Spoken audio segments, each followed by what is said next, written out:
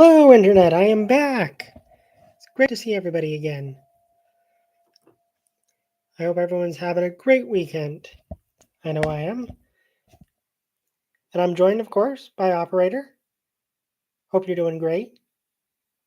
He's doing great. Great. Everyone's happy. Okay. You know what? Let's begin. Audio plays, the unexplored treasure. So, we're here today to examine the reasons why audio plays are great to listen to while you're working in an office job. Before we begin, we should probably define our terms so that there's no confusion on what we're examining here. The purposes, an audio play is any play or theatrical performance that has had only the audio recorded. The script may have been originally written for the stage, but it's being recorded solely as an audio experience, with the script being adapted for that reason.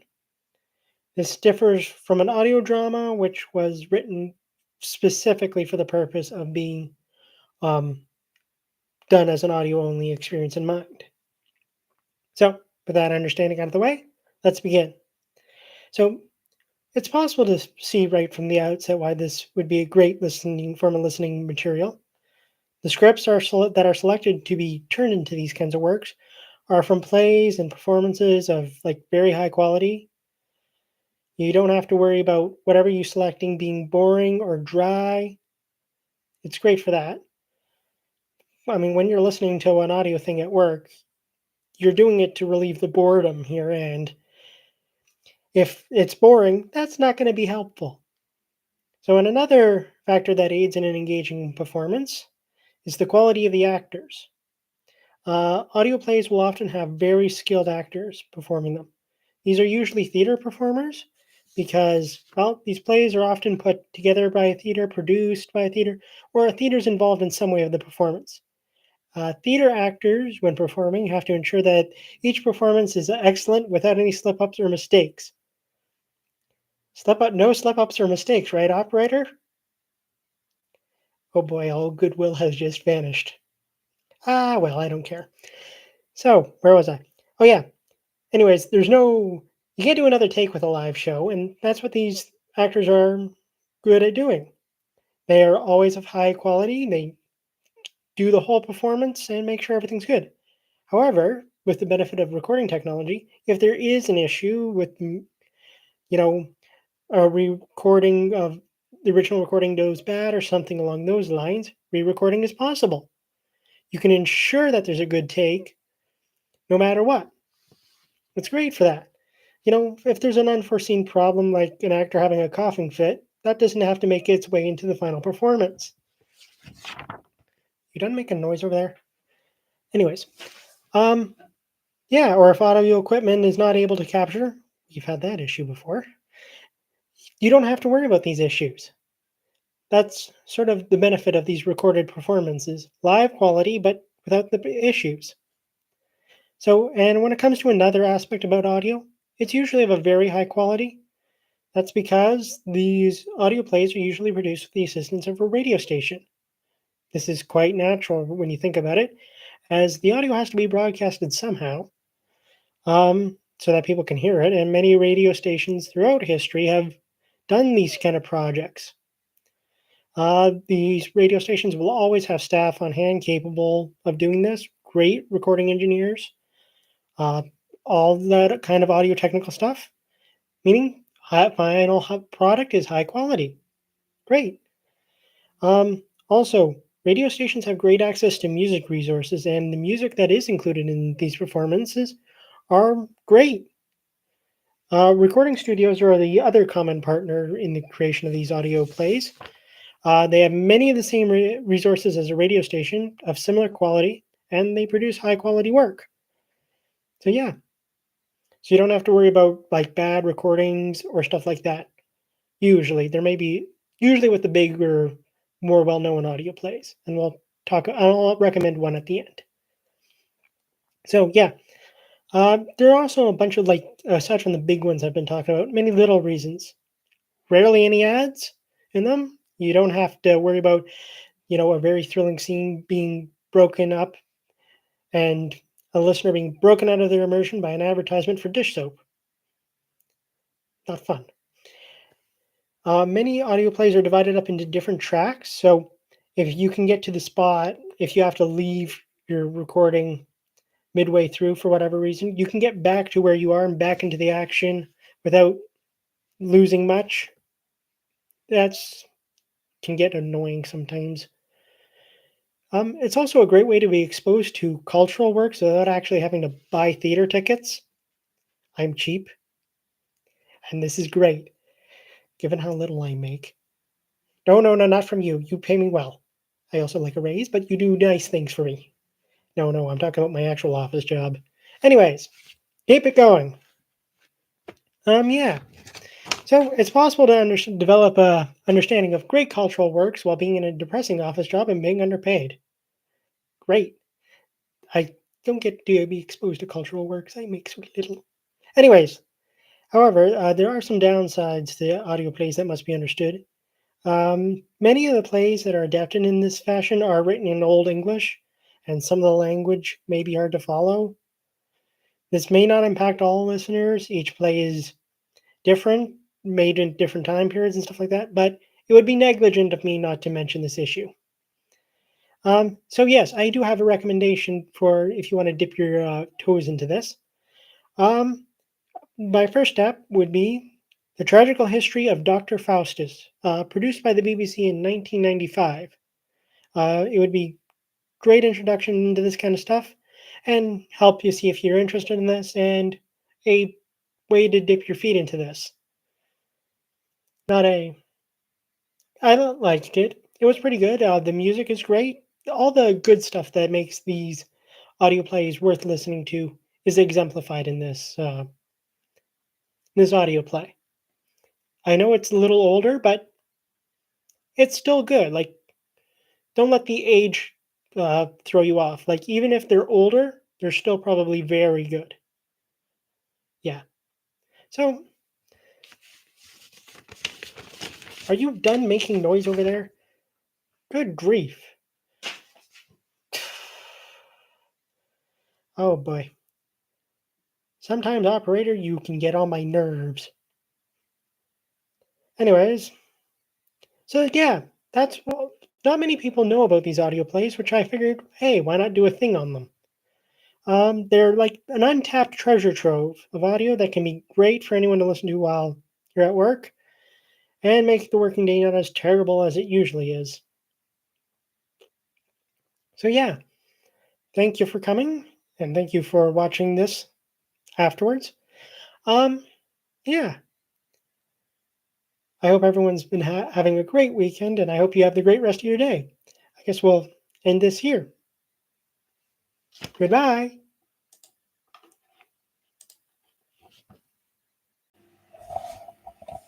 Hello, Internet. I've returned. It's wonderful, isn't it? I'm back. But I do have some bad news. Operator's back too.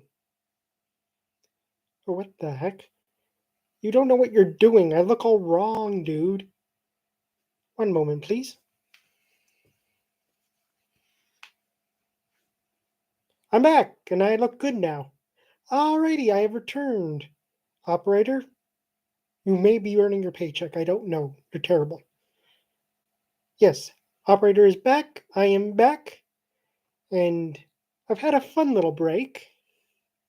Didn't do much. Enjoyed the holidays. We've been busy, as you can see. N.S.P has not been doing nothing. Soundscapes are out.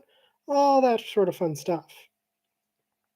So, what's the agenda today? I am going to talk about a show, but I'm also going to do some historical talking stuff because those guys are busy. And I also like to horn in on their stuff. So, yeah, I'm going to talk about terrible coworkers in history. And then I'm going to talk about a radio show. So, yeah, that's the sort of agenda for this stream. It's good to be back. I hope everyone's having a nice day. I know I am. I'm back. I don't know how long for or what I'm going to be doing. But while I'm back, I'm going to have some fun and do this. All right, so let's begin. Terrible coworkers in history. So let's talk about our sort of good person for this episode in history, Joseph Dombey. He's a French botanist, and he was hired as part of a Spanish expedition to Chile and Peru to gather information on plants and have drawings and stuff like that, as well as bring back some specimens. So, this expedition was run by Ruiz Lopez. I hope I'm pronouncing that right. He's dead. He's not going to yell at me. And Jose Antonio Pavon. As part of this agreement to do this expedition, Dombey said that he wouldn't publish any of his research until after uh, Pavon, Lopez, and then all the other people running that expedition had published. So, during the expedition, a bunch of records that he was sending back got captured by the British, and some of the copies got lost, that sort of thing. So, when Dombey finally was able to get home, he left a little early. He he decided to stick what he could keep within the records of the Jardin du Roi, which was this French teaching garden slash botany sort of like a garden that taught people, but also grew plants from abroad, and just basically was the hub of botany science in France at the time. We're talking like the early modern area, before Napoleon, uh, during the Sun King era. So, anyways, where was I? Wait, is the microphone working? Yes, it is. Okay, perfect. I was getting very worried there. Alrighty. So, uh, records lost. Dombey goes home with some records, but since he didn't want to lose them anymore, he was sick of the project, he stuck them in the Jardin du Roi. Another botanist, now here comes the terrible coworker, Charles Louis Hertier de Brutel, um, uh, wanted to make copies of these records just so, because so many had been lost already because of the British, that make some duplicates, nothing can get lost, and make some better sketches. So the Jardin said, yeah, sure, why not? So Hertier is making all these copies, and then he sends a message to Lopez and Pavon saying, hey, this stuff is great. I'm going to make a book. Please send me all the stuff that you have. He did not react, the Spanish government didn't react well to that notice. So they sent a notice to the French royal court and saying what was going on.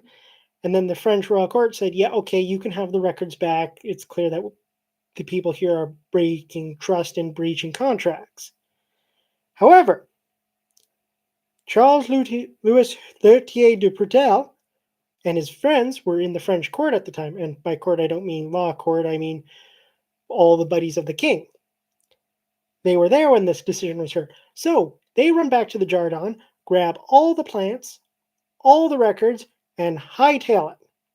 So now, and they're hightailing and outrunning the gendarme. I like to envision a couple of guys carrying some plants and papers running for their life away from the fuzz. But anyways, they took all the samples and whatnot and ran to England. So now the French government's ticked off with this guy. And to get into England, Lertier had to lie through customs because even in the 1700s, there were customs, and you couldn't bring a whole bunch of plants and a bunch of papers through customs without someone asking a couple of questions. So he lied, saying that he was bringing them in because of the Royal Conservatory, I believe it was called, where the place where they kept all the nice plants in Britain, invited him, but he wasn't invited. He snuck into the house of the lead botanist in England and lived there and destroyed some plants and had to hide out there for about a year to stay in Britain. And then once everything blew over, he came back. And despite taking all these records and causing problems for everybody, he didn't publish anything. He did it all for nothing. Although apparently later on his kid killed him, shot him in the street, and his wife left him. Okay, I don't have much to say on that. I thought it was kind of neat. Anyways, so remember, there are always terrible coworkers throughout history. And don't be a terrible coworker, man. Don't steal people's records, hightail it to another country, and piss off three world government, big powers, governments while doing it. Anyways, I figured I'd do that history thingy. They are busy, so I figured I'd do it. So, moving on to a sort of a this usual stuff I do here. Okay, moving on to that sort of stuff, I'm going to talk about a radio show, The Strange Dr. Weird. So, this is a series of creepy stories told by the eponymous Dr. Weird. The doctor lives near a graveyard in a shack that seems to be fairly well appointed, must be said. Essentially, the doctor invites the listener to join him as he tells a story about how a person died. Um, each of these stories are not connected to each other, and each follows their own storylines. Um, many of these stories follow a less than upstanding citizen as they receive their just reward. This usually involves them meeting a gruesome fate. The series is not really gory as this is an older radio show and there were limits on what you could do both technically and because of, regulatory reasons. So let's go through the pros and cons of the show. I really only have cons for this. Um, the series is a horror show and as such may not be for everyone. Also, the show makes very liberal use of like those old timey organ music. While this is was certainly part of the style of the time, it's quite dated to a modern audience. However, I fully admit there are many who like this kind of effect, and if you do, the series may be for you. It's a very short series. There's a limited number of episodes. Um, it didn't run for a very long time, and each of these episodes is rather short. I think they're about 15 minutes each, and part of the runtime was taken up by a ad for the hat company that put this show together. It was made by a hat company. I mean, the ads themselves aren't terrible. It's not that bad. I wouldn't worry about it. But yeah, it's not very long. Pros, well, I mean, it's not very long. I suppose that could be a benefit. Yeah. Could it be made today? No. This is a product of its time, and there are already other podcasts and whatnot that fill this niche. So yeah, that's sort of what I had planned for today. I don't do very long streams anyways. Um, yeah. So I would recommend giving this a listen. It's not terrible or anything like that, but it's not the most stellar piece of audio listening that was ever created. Oops, I need to stretch a bit. Perfect. I'm back. Much better. Okay. So yeah, anything you like to say? All right, I forgot he's the strong silent type. But anyways, I have returned. I am back. Anyways, yeah. So that's going to be it, I guess. Hope everyone has a good day. Don't steal anyone's records. Didn't think I'd be saying that so many times when I started this thing out. Eh? Eh? I'm annoyed that he doesn't do anything. Then again, when he does stuff, it ruins everything. But, anyways, I will end it here. Hope everyone has a nice day, and goodbye.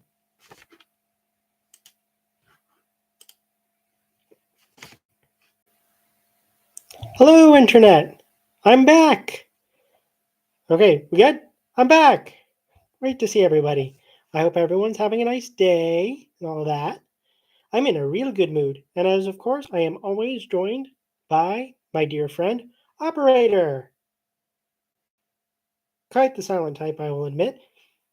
But hey, so,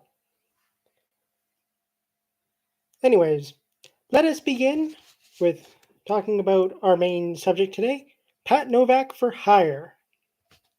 So, this is a mystery show that follows Pat Novak, a private detective who examines more of the shady side of San Francisco. The show is highly character driven and narrative focused. The story follows Novak as he discovers information. You're learning the information alongside him, and that leads to a more narrative experience. There are three characters that recur throughout this series. and they appear in a set order as the story progresses, so we shall introduce them in that order. So the first is Pat Novak himself. He's a rough and ready private investigator in the hard boiled vein that often gets hired by a wide range of strange characters. Although he works as a private investigator, his day job is renting out boats. The private investigating is what we would call, in today's terms, a side hustle. An interesting side hustle, but okay. Um, the private investigating, after the yeah, so he's often approached by someone person to investigate a matter. After some time, a dead body inevitably shows up, and that brings us to our second character. The second reoccurring character is Inspector Hellman. Now, Inspector Hellman is a bad cop who has no talent for investigative work. He's a brute that relies on violence to police people. Uh, he's the reoccurring villain. He often threatens to pin the crimes that Novak discovers and what he finds in the course of his investigations, unless Novak is able to find another person who did it. So, once again, Pat Novak gets put into this position. He calls upon the one person that he can trust, which brings us to the third reoccurring character. The third reoccurring character is Jocko Madigan. He's a former surgeon who has turned to alcohol to help him, deal with the things that he saw in his former career. Um, so he often ends up in a rundown dive trying to drink away his problems. So Pat often uses him as a source of information to investigate things for him. He has a limited time to get the information, so he needs someone he can trust to do the legwork alongside him. Um, yeah. So after meeting up with Jocko, Jocko goes into these long-winded philosophical diatribes on how Pat is living his life wrong, but he then agrees to help him out, then teases him by saying, "Bye, lover," at the end of all of his you know, spiels about how Pat's living his life wrong. So, and then once Madigan is found, legwork happens. The stories are quite different. It's not a set formula at this point, but Madigan and Novak go around, they get enough information, and then they find the person that did it, and then they tell Hellman, and then Hellman arrests them. The person who actually did it, not Novak, although sometimes you think he'd like to do both. So, pros of the show. The dialogue is really well written. The back and forth insults and jabs between Novak and Hellman are great. These insults follow a more of a film noir style, and they are really funny. The opening monologue at the beginning of every episode is also in the noir style, and like it's stereotypically noir, and it's also pretty neat and good. Jocko's diatribes are also quite funny if you're able to follow along with them. They usually rely on high philosophical concepts, but if you can follow along, they are great. Some cons of the show. Are you done making noise over there? Good, thank you. Sometimes I don't know why I keep him around. The cons of this show are that I have to deal with Operator. I don't think he likes me. Anyways, continuing on. Cons of the show. Some elements of Hellman's character are quite unrealistic. Given the number of times Pat has been framed for murder, you would think that Hellman would believe him when he said he didn't do it. However, I have this theory. It could be that he just frames Novak because he knows that Novak will solve it for him, and that's his way of getting out of dealing all this work and whatnot. I can only recall one time in the show where Hellman considered a frame up as being too obvious for the culprit to be Pat. You'd think he'd learn. Anyways, could it be made today? I don't think so. Some of the charm that the series was based on is based on a genre that just isn't as popular today. I'm sad to say. The noir style dialogue and the environments are just not going to resonate, and it's not going to be widely liked, I don't think. Also, a cop as cartoonishly incompetent and malicious is not believable today. Like, Hellman is over the top. Also, I don't think San Francisco would appreciate being portrayed as a rundown dump in this day and age. But that being said, I think a spiritual successor could be created these days. It would follow a similar vein, but I don't think you could remake the show today. But I would like to be proved wrong. I very much would like to be proved wrong on this. Anyways, that is my thing on Pat Novak for Hire. Thank you for joining me.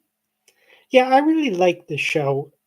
It didn't have a super long run, but what was created was good. I can say that confidently. This was a good show. And it's a short show, and I don't and like this is something you can listen to at work and enjoy and have a smile on your face. Try not to burst out laughing during the insult scenes. It might be a little hard to do, but it will brighten your day. Anyways, that's my thing. Just a little heads up, I will not be back here for a while. I think NSP as a whole will be taking a little bit of a break so that we can plan new projects and whatnot. But yeah, I've enjoyed my slight return. Decided to talk about some nice shows that I liked, and I decided to talk about that whole Jordan Dewa thing. Thought that was a nice little change of pace. But yeah, I've enjoyed my slight return. I hope everyone has a great day, and I'll see you again whenever I see you again. I am not done, but I will be taking, it may be a while before anyone sees me again. And that way I can get a break from operator, that jerk. He really doesn't like me. Anyways, thank you for joining, and I guess we'll end it here. Have a good day, everybody.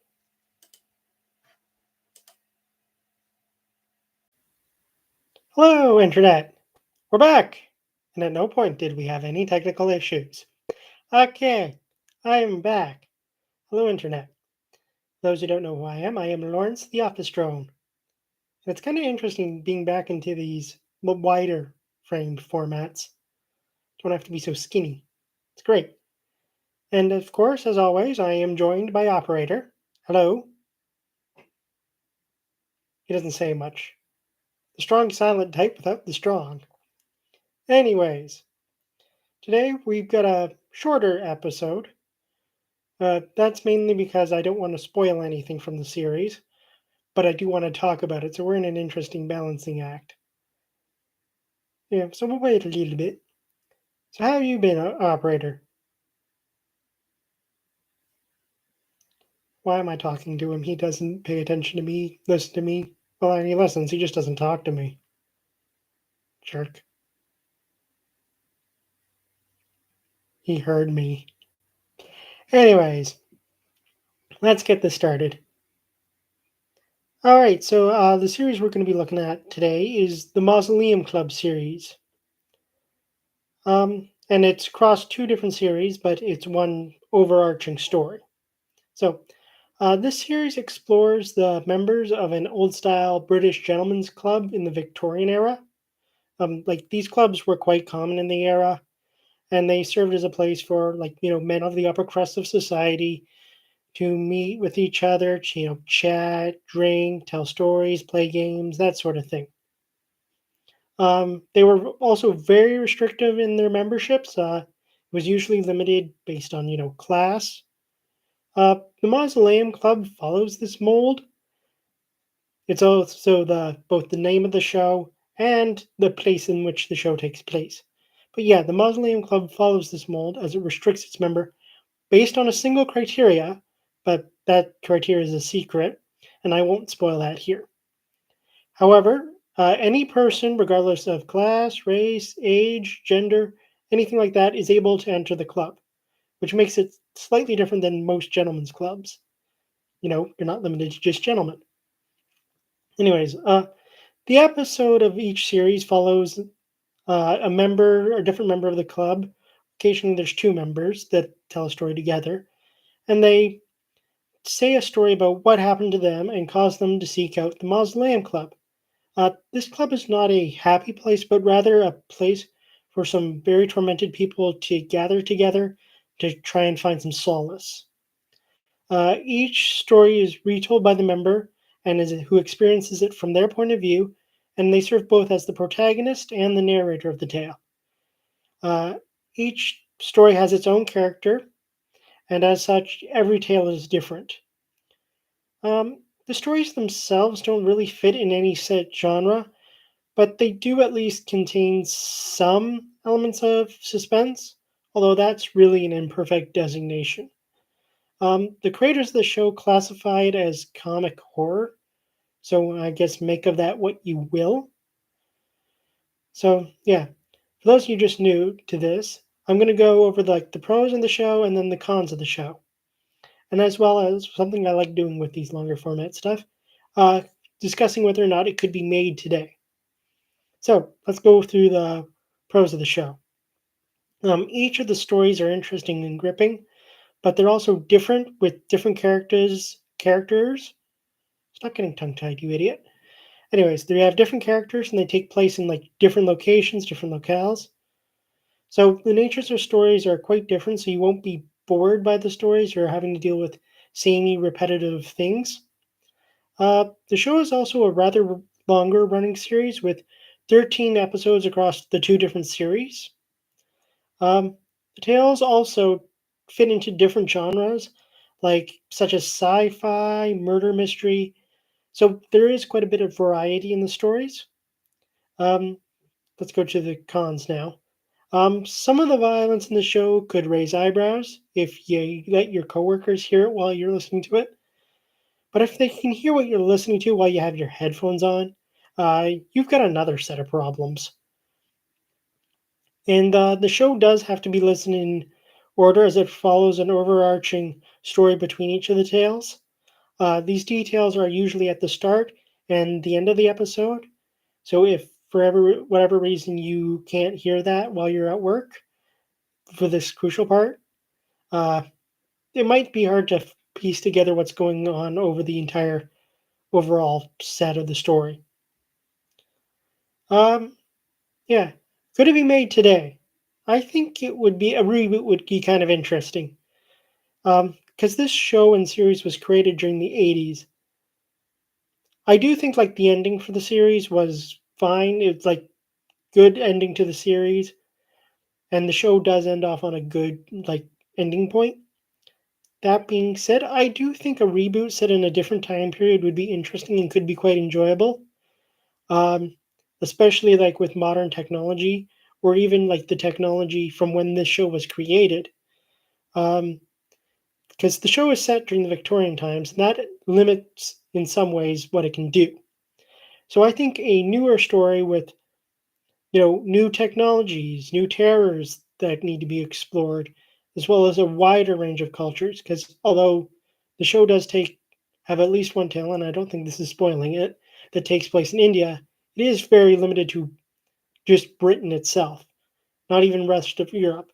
So I think a more wide-ranging uh, set of stories would be interesting, especially since air travel would allow for wider ranges of adventures.